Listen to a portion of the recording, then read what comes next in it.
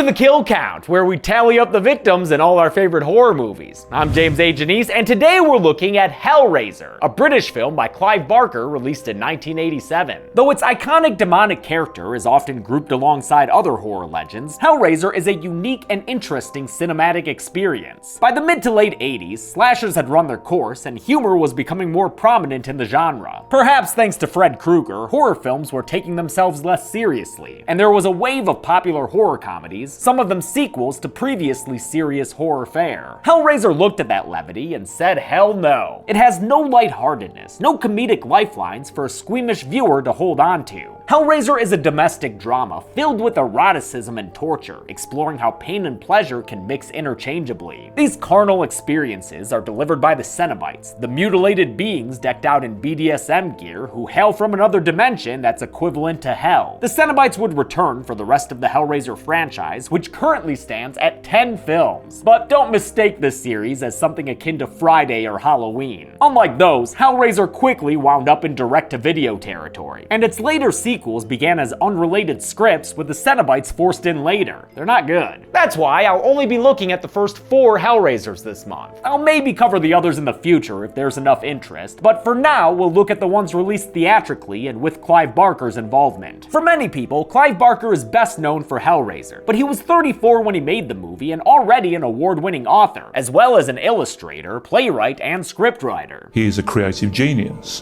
When we first met him, he would be sitting there thinking of one book, talking about another, and drawing something else at the same time. His work in horror and fantasy, which earned him high praise from Stephen King, often intertwines with sexuality and sadomasochism. After being disappointed by early adaptations of his work, Barker worked with first-time producer Chris Figg and made Hellraiser his directorial debut, based on his own 1986 novella, The Hellbound Heart. His inexperienced directing is evident in the movie, which features confusing character behavior and shots that are unclear in their meaning. Those flaws don't really matter to me because I'm too busy enjoying the movie's strengths. Barker approached Hellraiser more like an art film than a mainstream horror movie, with its terrors derived from dangers just outside our realm of understanding. Christopher Young's haunting epic score matches the lofty presentation of exquisite suffering. The suffering is shown in graphic detail with some of the best practical makeup effects of any horror film. Between all the explicit violence and the sexy sex scenes, I'm gonna have to leave some stuff out of this public version, even though I've got a sponsor. I don't want YouTube shutting this shit down. I will be able to get away with a little more than usual though, thanks to today's sponsor, Raycon. Raycon's everyday earbuds are a great way to listen to your favorite media. For those of us who like pleasure without any pain, their optimized gel tips and soft rubber feel fit perfectly in your ear without any discomfort. Sorry Cenobites, but sometimes we want to listen to music without also enduring eternal damnation. Raycons have a built-in mic so you can speak to the Cenobites when they come a-calling, and with their 8 hours of playtime on a single charge, you won't have to worry about cutting the conversation short. Cenobites hate when you hang up on them. I recently used them when I sadly had to take down all my Halloween decorations, and I knew they wouldn't be dead since their included charging case provides a 32-hour battery life. Raycons start at about half the price of other premium audio brands and have a 45-day happiness guarantee. Can't get that kind of promise in hell, I'll tell you what. Get a pair for yourself by going to buyraycon.com/deadmeat. Unlike a puzzle box, it's easy to unlock exclusive deals up to 20% off your order. Are there more kills to count when they're mixed with unimaginable pleasure?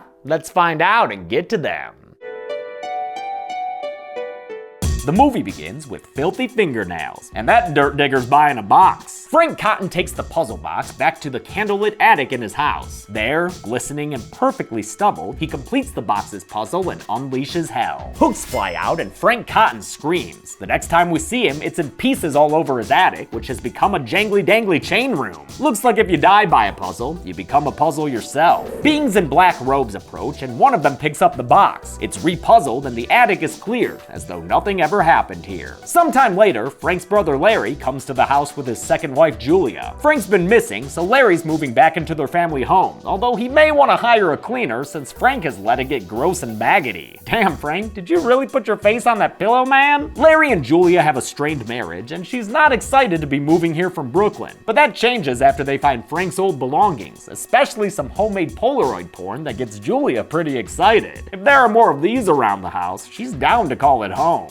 Why not? Moving day comes, and one of the movers fucks Julia right in front of Larry. But Larry might be into cucking, seeing as his response is to go get them beer. Why don't I get it? I got nothing better to do. I know he was meant to be pissed there, but it almost seemed like he and Julia noticed that mover from across the bar and really dug his vibe. Larry's daughter Kirsty Cotton, played by a 20-year-old Ashley Lawrence in her first film, has also just moved to town. She's from his first marriage and has gotten her own place because she doesn't get along with her stepmother Julia. That your daughter? Uh-huh. Got her mother's looks? My mother's dead.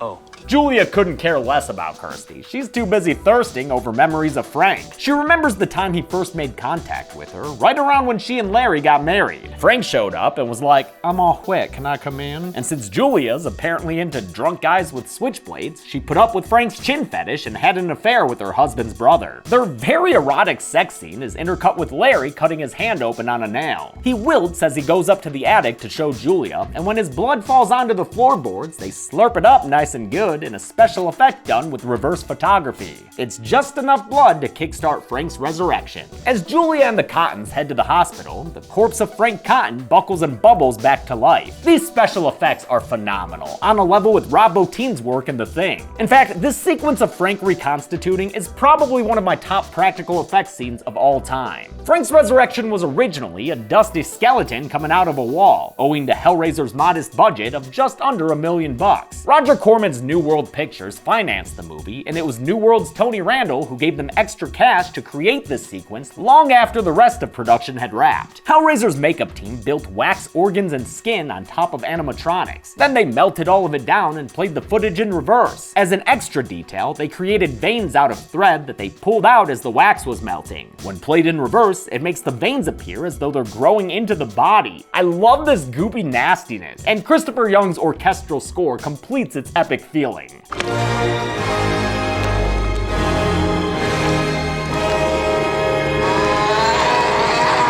Young had already scored Nightmare on Elm Street 2 by this point, and he'd go on to be an all-star horror composer, making music for Tales from the Hood, Urban Legend, The Grudge, and Sinister. Julia keeps fantasizing about Frank and winds up in the attic, even though there's nothing to see up there. Oh, except for this creepy crawling monster man. It's Frank, Julia, in the flesh, kind of, but he doesn't want you to look at it. Don't look at me. Frank tells Julia that he needs her help, and lucky for him, this chick's the world's #1 Frank fan. He says that Larry's drops of blood brought him back to life, so more blood will make him whole again. You have to heal me. Julia considers his proposal, and also considers how good he looks with skin. Because of that, she agrees to be Frank's personal skin supplier. Human Frank was played by Sean Chapman, a native of London where Hellraiser was filmed. It was written to take place there as well, but to make it more appealing to American audience members, New World insisted on making the setting more ambiguous. Despite the very English-looking locations, Hellraiser supposedly takes place on the East Coast in the US. The Cotton brothers had always been written as American characters, and Sean Chapman played Frank with an American accent. But Chapman was one of several actors whose lines were overdubbed, which he was never told about, giving us a sort of David Prowse situation. Unnecessarily crass. Well, can I come in or not? It has no tone or colour in it at all. It's just a kind of, lay on American heavy thing. The next day, Julia goes to a place Patrick Bateman would frequent. A dude hits on her, she promptly takes him home, and when she starts to waver in her plans, he kinda seals his own fate. You're not gonna change your fucking mind, are you? I'm sorry. Let's go upstairs. She lures him up to the attic, the least sexy place in this remarkably unsexy house, but that doesn't stop the dude from stripping down to his tighty-whities. When she gets an opportunity, Julia takes a hammer and strikes the man multiple times. She makes sure she finishes the job she set out to do. All that for a guy who doesn't even want to be looked at. Don't look at me. But come on, Frank Monster, I want to watch. We do get a shot of the messy aftermath, but no more expensive transformation shots. The next time we see Frank, he's already reached a new stage. Every drop of blood you spill puts more flesh on my bones. Oh, by the way, Frank, what's your favorite offbeat horror movie starring Elijah Wood? Come to daddy. Oh hey, me too! Frank says he needs a couple more bodies to be complete. It's the only way he'll escape the beings who are after him. The Cenobites. It's only a matter of time before they find I've Slip them. Then he and Julia can be together forever, and Julia finds that plan finger-licking good. While Frank the Human was played by Sean Chapman, Frank the Monster was played by Oliver Smith, except for when he's crawling around. For those shots, Frank was played by some kid. Oliver Smith was skinny enough to where the prosthetics meant to be his flesh and bones. Sticking something on the top of someone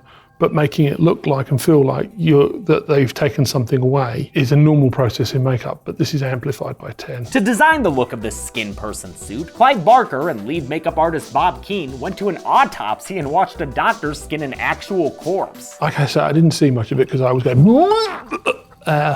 but Clive was kind of disappointed with the end result of the real thing. Exact words were, it looks like bacon's been stuck over someone. Smith, who worked more days on set than Chapman, was life cast to create the thin prosthetics he'd have to wear. Below his neck, it was a reusable bodysuit covered in KY jelly, but he couldn't handle the head casting process to make a reusable mask. I couldn't take all that. It sort of straws up the nostrils and trying to breathe through this plaster cast, so I'm afraid I blew that. Because of that, his face prosthetics had to be applied in pieces and replaced every day. This 6-hour process was done by Cliff Wallace, who went on to co-create and design the Birch from Crypt TV. Cool. Kirsty Cotton's been trying to live her life and date this super bland Steve guy, but their romance keeps getting interrupted by weird shit. First, there's a beardo who stares at her on the street and comes into the pet store she works at just to eat her bugs. Give those back. You really want those back, Kirst? Then on top of that, she's having bloody nightmares of her dad in danger. Careful, Kirsty. That kind of trauma might affect your new relationship. Daddy. Steve's like, me? Julia goes all in on the Frank Flesh fundraising plan and picks up a second guy who she similarly kills with a hammer to the face. Damn, Julia is just the worst witch of a woman. But she does it for Frankie, who'd best say thank you for all that blood. He has a cigarette that he's excited he can taste again and tells Julia how he got this way. It was through this box. Don't touch it. Alright man, cool it with the rules. He calls the box a door to heaven or hell and says he went to knock in because he was bored with earthly delights. Cause yeah dude, no greater pleasure than how you were living, huh? When he solved the box, the Cenobites showed up and gave him what he asked for. Pain and pleasure, indivisible. This is our first extended look at the Cenobites, and we're more than halfway through the movie. It's about the same time it takes Candyman to show up in his film, which was based on The Forbidden, a story written by Clive Barker. The original 4 Cenobites are Chatterer, Butterball, the female Cenobite, who isn't given a name, and Lead Cenobite, also not given a name in this first film. He'd quickly become known as Pinhead, of course, a nickname given to him by the makeup effects crew. Clive Barker always bristled at that and prefers the moniker Hell Priest. Anyway, this leather gang fucked Frank's shit up, so he makes Julia swear to help him hide away from them forever. The Cenobites were never intended to be the focal point of the film, but with their striking makeup design, applied by the team at Image Animation, and their suggestive leather attire, done by costume designer Jane Wildgoose, it's not hard to see why they became fan favorites. These extra-dimensional demons, who are neither good nor evil, were designed by Clive Barker and Bob Keane. Chatterer, the so-called family dog, and Butterball, the surgeon of the group, were played by Nicholas Vince and Simon Bamford, who had already been drama school friends for years. Neither character was fun to play, since their makeup left them blind, but they both returned for the sequel the following year. The same cannot be said for Grace Kirby, the female Cenobite, who was uncomfortable with the makeup process and how it made her look. And then there's Pinhead.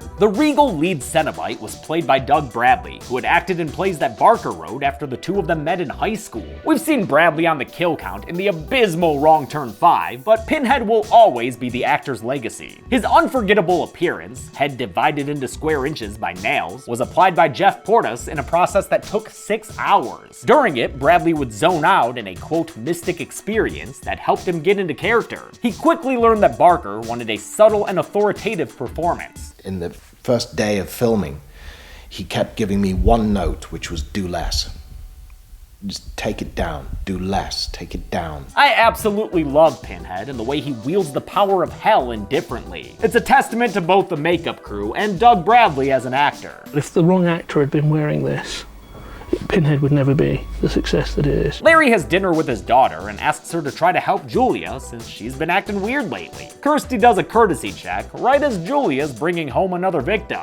It's not what it looks like, Kirsty. No, really, it's actually not. When the third victim is attacked by Julia and her monster, we see how Frank consumes these guys by jamming his fingers into their necks. Gross. Kirsty comes inside and watches as this dude stumbles out of the attic begging for help. She offers a hand, but Frank comes out and finishes the kill, draining away the last last of this guy's life force. Frank tells Kirsty who he is, her skeezy Uncle Frank. Come to Daddy.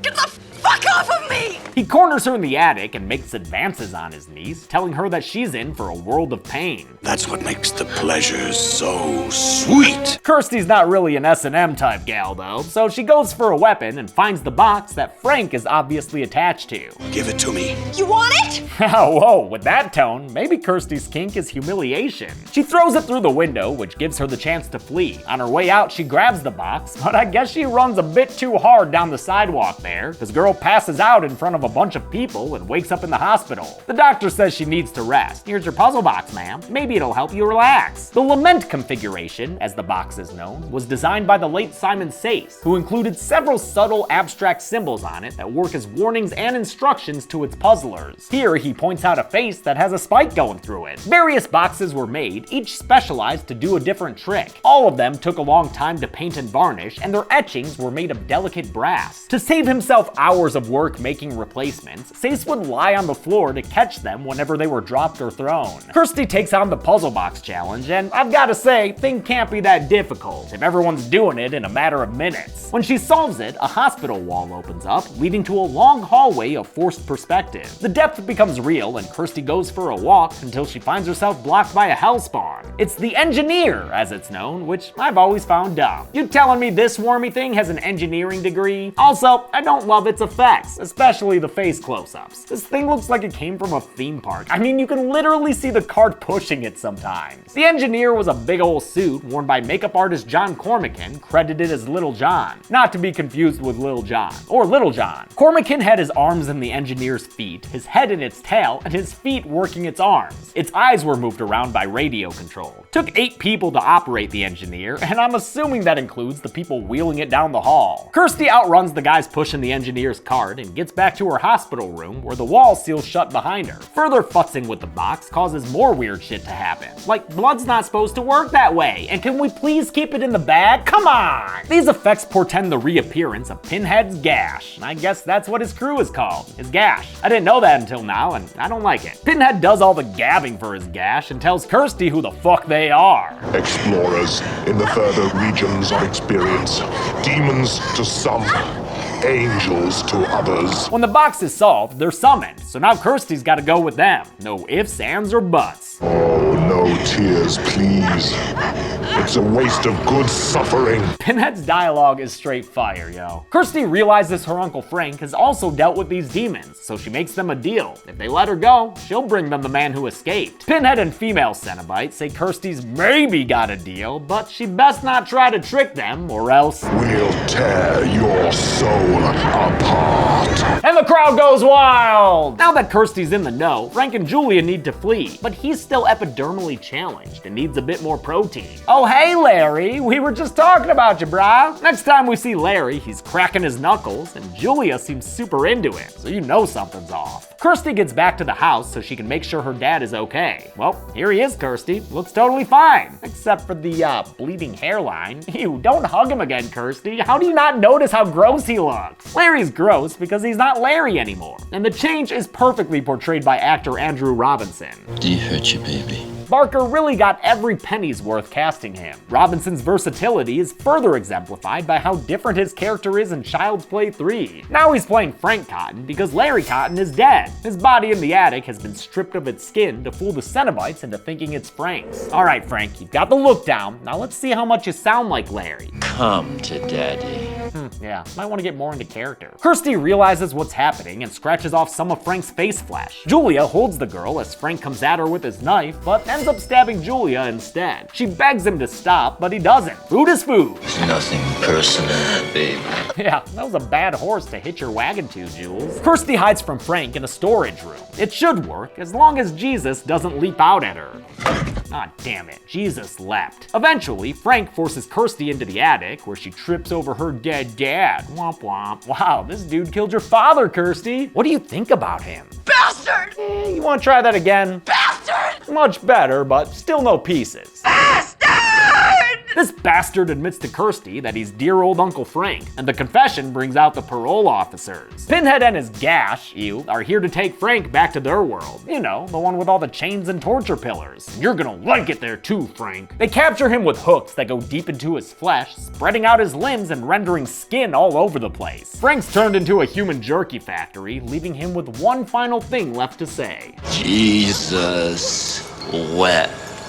Then the dude blows up. Hell of a kill for Uncle Frank. Jesus Wept is probably this movie's most famous non-Pinhead line, and it wasn't even written by Clive Barker. He originally had scripted a simple fuck you, but actor Andrew Robinson came up with the now iconic line. And Clive jumped on it without a question. The Cenobites have gotten Frank back, but that doesn't mean they don't want Kirsty too. We have such sights to show you. I love the bleeding wall when female Cenobite's chasing her. Kirsty finds the lament configuration in the hands of Julia's corpse, though I'm not sure how she got to the mattress when she died in the stairwell. Kirsty wrestles the box away and de-solves the puzzle, which I guess works like the reverse Uno card, because now she's using it to zap Pinhead out of existence. Go to hell!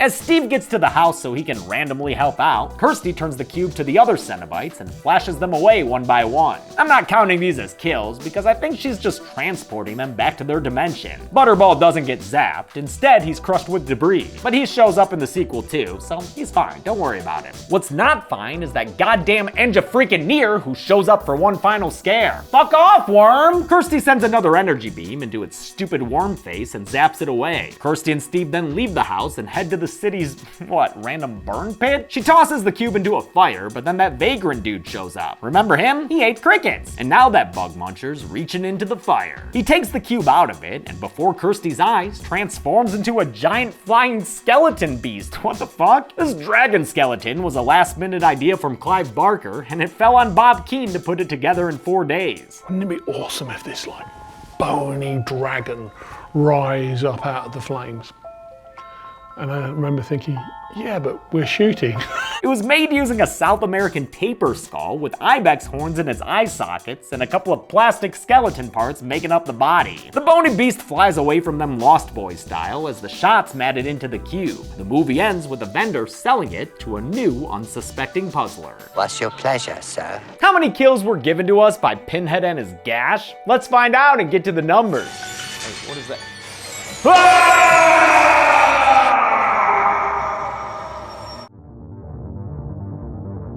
I counted 7 kills in Hellraiser, with Frank Cotton dying twice. The only female victim was Julia, so they must enjoy blueberries in hell. And with a runtime of 93 minutes, that left us with a kill on average every 13.29 minutes. I'll give the golden chainsaw for coolest kill to Frank Cotton's second death. This is the film's ultimate kill, and it lives up to the anticipation. Pinhead talked a big game the whole movie, and he was able to back it up. Doll Machete for lamest kill will go to Frank and Julia's second victim. Dude looks kinda goofy while he's getting killed there. And that's it. Hellraiser came out in 1987 and made such a splash, New World Pictures immediately requested a sequel. It'd be released about 15 months later, and I'll look at it next week. Until then, I'm James A. Janice. This has been the Kill Count. On the next Kill Count. Just when you thought it was safe to go back to the box. Jesus Christ. Kirsty Cotton has escaped our clutches, but finds herself cared for by an unethical doctor. It's not fair. He wants to learn more about life after death. What tales, I wonder, will she bring us from the other side? And learn about it he shall. At the bloody hands of Julia Cotton. I have such sights to show you. Hellbound Hellraiser 2 is a direct sequel to the first film that does what its title promises. It goes to hell. Not in a bad way. It literally visits our dimension full of chains and labyrinths. Come inside and have a nice cup of tea. This week, peer into the source of our pleasure and pain and watch Hellbound Hellraiser 2. Yeah, okay. And on Friday, tune into the Kill Count, only on Dead Meat. Now what we need is skin.